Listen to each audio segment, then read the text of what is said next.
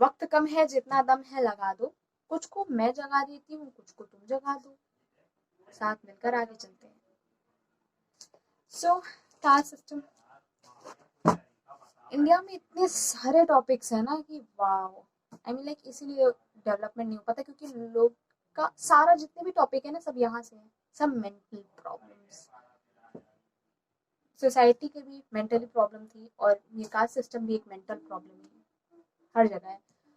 पर इसे और बढ़ावा दिया जाता है, क्योंकि ये रिजर्वेशन ये सही नहीं है, ये कभी सही नहीं है।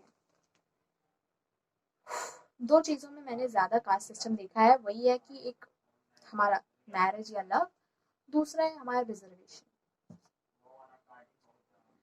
यहाँ पे लोगों के टैलेंट को नहीं, रिजर्वेशन को आगे बढ़ाया जाता है। मतलब तुम टैलेंटेड हो, ठीक है, कोई नहीं, तुम रिजर्वेशन में नहीं आते हो, तुम्हारे लिए रिजर्वेशन नहीं है।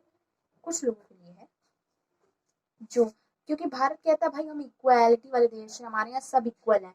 कैसे इक्वल है? इतना बड़ा लॉ है रिजर्वेशन का, हर जगह तो रिजर्वेशन ही है, कहाँ से इक्वालिटी है? लोग नहीं देखे जाते, रिजर्वेशन देखा जाता है। इतना रिजर्वेशन, इतना नहीं। लोगों की टैलेंट की बात नहीं होती, रिजर्वेशन की बात होती है हर जगह। मैं तो कहती हूँ खून की बोतल पे भी लगा दो कास्ट का टैग, फिर देखते हैं कौन नहीं लेता है।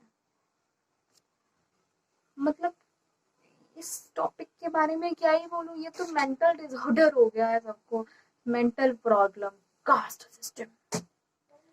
हम कहते हैं राम और कृष्ण सब विष्णु के अवतार थे, लोगों के हिसाब से राम रघुवंशी और कृष्ण यादववंशी, पर दोनों तो एक ही थे ना। भगवान के किसी भी पुराण में या कहीं पे भी जातिवाद की या किस जाति की ये चीजें नहीं हुई। हम तो इंसान पैदा हुए थे, लोगों ने जाति का टैग लगा के रख दिया यहाँ पे। भगवान भी टैलेंट की बात करते थे, योग्यताओं की, ना कि रिजर्वेशन एंड कास्ट। रिजर्वेशन तो सब जानते हैं भाई, 12th तक हम इक्वल रहते हैं, और 12th के बाद हर जगह हमारे लिए रिजर्वेशन है जो हमें अनइक्वल करता है। फिर हम पूछते हैं भाई तुम जनरल हो, तुम ओबीसी, तुम एससी हो, अच्छा तुम एसटी हो, मीन लाइक जो डिजेबल है उन्हें तुम रिजर्वेशन दो, हमें कोई दिक्कत नहीं है, लेकिन जो चल सकता है, बोल सकता है, नॉर्मल है, जिसका दिमाग भी नॉर्मल है, तुम उसे रिजर्वेशन क्यों दे रहे हो? आई मीन लाइक डिसेबल को हर कोई समझ सकता है, लेकिन SC ST OBC ये सबको क्यों अलग अलग कर रखा हुआ है? सारे तो एक है ना।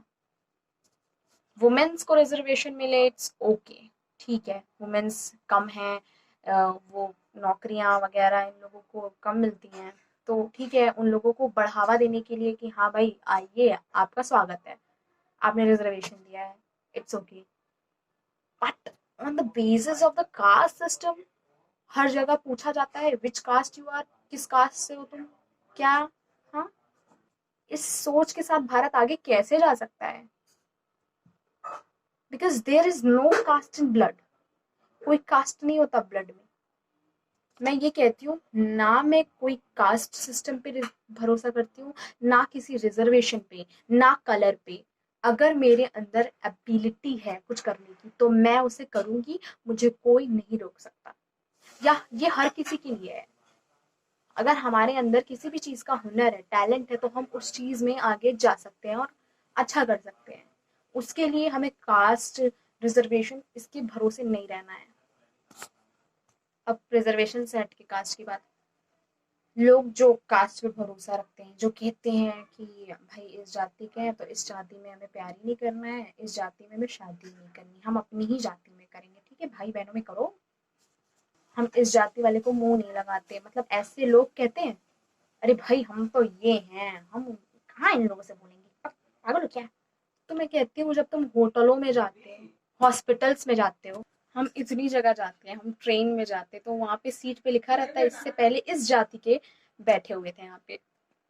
और जब शादी या प्यार की बात आए तो उस खून से हम नहीं मिल सकते, वो हमारे लायक नहीं या हमारे लेवल की नहीं। आई मीन लाइक खून, सीरियसली खून में कोई जाति नहीं होती, सबका 4 ही ग्रुप होता है, इससे ज्यादा किसी का ग्रुप नहीं होता। इंडिया में इतनी जातियां होंगी पर ब्लड ग्रुप सिर्फ 4 ही हैं जो सबके पास होते हैं। एंड अगर शादी करनी है ना तो ब्लड ग्रुप मिलाओ, जातियां नहीं। लोगों को फांसी तक पे टंगा दिया जाता है या मार दिया जाता है या धमकियां मिलती है। क्यों? क्योंकि भाई तुमने दूसरी शादी में प्यार कर लिया। इसे बोलते हैं कि तुमने तो दूसरे घर में मुंह मार लिया, ऐसे टाइप के। मतलब यहाँ पे भी यही है, प्यार कर अंधा नहीं होता। सब कहते प्यार अंधा, प्यार प्यार अंधा थोड़ी है। या तो सोसाइटी या तो लोग अंधे हैं ना, कि भाई जात देख रहे हैं। मतलब जात से क्या हो जाता है? तुम क्या करवाना चाह रहे हो मुझसे? फिर ये बोला जाता है भाई तुम अंबानी के घर के नहीं हो कि तुम किसी से भी शादी कर लो। Ambani, Ambani relates to money, to success. मतलब ऐसे तुम्हारा जाति काम आता है, लेकिन अगर पैसा है तो जाति खरीदी जा सकती है क्या? जो अंबानी दूसरे जात में शादी कर सकता है और हम नहीं? क्यों? अंबानी के पास पैसा है, मतलब हमको उतना अमीर होना चाहिए उसके जैसे, तभी हम कर सकते हैं। तुम भाई अपनी बोली पे टिकते नहीं हो। जब तुम कह रहे हो जात नहीं करनी है, जात जात जात, हर चीज पे जात, तो तुम्हारे मुंह से ये कैसे निकल जाता है कि भाई अंबानी के घर में तुम पैदा नहीं हो? अंबानी, उसके पास सारे जात का वो नहीं है, वो सारे जात का कंट्रोलर नहीं है। उसकी भी एक तुम्हारे हिसाब से अलग कोई जात है। तुम्हारे कहने का मतलब है पैसा है तो सब कुछ है, पैसे से हर चीज खरीदी जा सकती है? हमें तो यही बताया जाता है कि दो अलग लोग, यानी नॉर्थ या साउथ पोल अट्रैक्ट करते हैं, ना कि north north south south. Means दो डिफरेंट जीव एक हेल्दी एक हेल्दी रिलेशन बॉन्ड करते हैं, और उनका जो आउटकम होता है वो ऑसम होता है। अब ये लोगों के अंदर कब तक जाएगा, कब तक नहीं जाएगा, मेरे या किसी और के बोलने से कुछ नहीं होता। जब उनपे खुद पे बीतती है तब समझ में आएगा। यार प्यार हर किसी ने किया है, भगवान ने तक किया हुआ है, सब ने किया है, और ये नेचर है कि आगे भी सब करेंगे। पर कोई जात नहीं देखेगा, कोई पैसा नहीं देखेगा। एक लाइफ है, वो अगर हम इसी चिप सब चीजों में निकाल देंगे तो हम क्या जिएंगे? अपने आप को एक बाउंड्री खींचते खींचते खींचते खींचते खत्म ही कर लेंगे। उस बाउंड्री से निकलना जरूरी है। जात में कुछ नहीं रखा। आपका घर किस जात के लोगों ने बनाया? किसने बनाया? आप जो सब्जियां खरीदते हो किस जाति वाले से खरीदते हो? आप किस होटल में जाते हो, उसमें कौन कौन से जाति वाले लोग काम करते हैं? इसकी इंफॉर्मेशन है आपके पास? नहीं, क्योंकि वो तो नीड है, वो तो जरूरी है। तो ये क्यों नहीं जरूरी? प्यार क्यों नहीं जरूरी? इतने अगेंस्ट क्यों हो?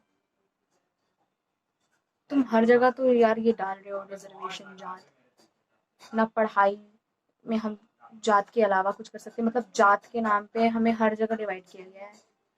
चाहे वो हमारी खुद की सोसाइटी, चाहे हमारे बाहर का वर्ल्ड, हर जगह तो है।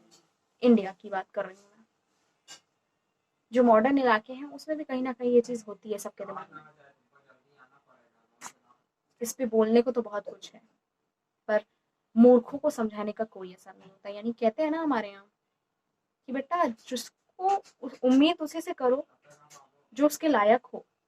यानी समझाओ भी उसी को जो समझने लायक हो। जो भुत बन के सुने और फिर कहे ये क्या बकवास कर रही है, ज्यादा उड़ रही है, उनको समझाने का कोई फायदा नहीं। जब उनकी बेटी होगी तब उन्हें पता चलेगा। और जो क्या उन्होंने प्यार नहीं किया होगा? 100% किया होगा, पर कभी उस प्यार को मुकम्मल करना ही नहीं चाहा, छोड़ के भाग गए होंगे। सो एट लास्ट एक ही चीज कहनी है मुझे, there is only one religion, I mean caste. एक ही कास्ट है सबकी, वो है ह्यूमैनिटी, इंसानियत।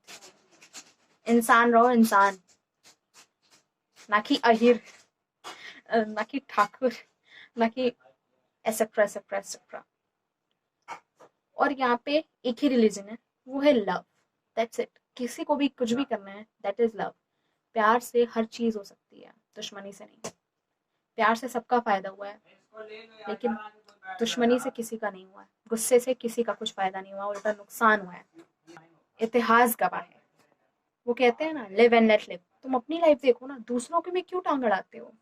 खुद तो तुमने जी ली, अब दूसरों के में तुम्हें दिक्कतें आ रही हैं। और यहाँ बस एक ही लैंग्वेज है, एक ही भाषा, वो है प्यार की भाषा। प्यार की भाषा इन द सेंस हर्ट की, दिल की, language of heart. So guys बस इतना ही, इससे ज़्यादा क्या ही मैं बोलूँ इस चीज़ के लिए, बहुत ज़्यादा बेकार चीज़ है ये। एंड प्लीज़ प्लीज़ हाथ जोड़ के विनती करती हूँ, इस जातिवाद को ख़त्म करिए, आगे मत लेके जाइए। ये बैर ही पैदा कर रहा है, ये दुख ही दे रहा है, किसी का फ़ायदा नहीं हुआ इससे, सिर्फ तकलीफ हासिल हुई है हर किसी को। कई तो जान भी गंवा चुके हैं और कई आज भी लड़ते हैं इसी के लिए। सो प्लीज़ आप लोग समझिए, दैट्स ऑल। Thank you.